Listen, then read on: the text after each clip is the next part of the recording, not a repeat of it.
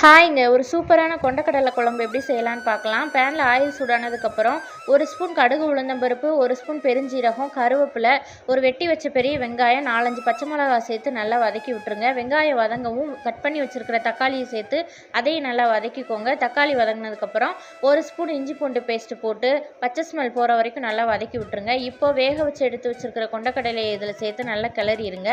இப்போ குழம்புக்கு தேவையான மஞ்சள் 1/2 ஸ்பூன், தேவையான அளவு உப்பு, குழம்பு மிளகாத்தூள் சேர்த்து நல்லா கிளறி விட்டுருங்க.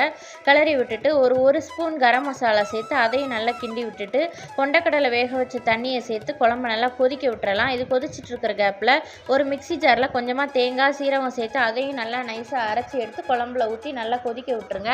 இப்போ குழம்பு நல்லா கொதித்து எண்ணெய் பிரிஞ்சு வந்ததுக்கப்புறம் கொஞ்சமாக கொத்தமல்லி இலை தூவி உப்பு பார்த்து இறக்குனீங்கன்னா சூப்பரான குழம்பு ரெடி. கண்டிப்பாக அதை ட்ரை பண்ணி பாருங்கள். சப்பாத்தி, சாப்பாடு எல்லாத்துக்கும் நல்லாயிருக்கும். பிடிச்சிருந்தா லைக் பண்ணுங்கள். சேனலை மறக்காமல் சப்ஸ்கிரைப் பண்ணுங்கள்.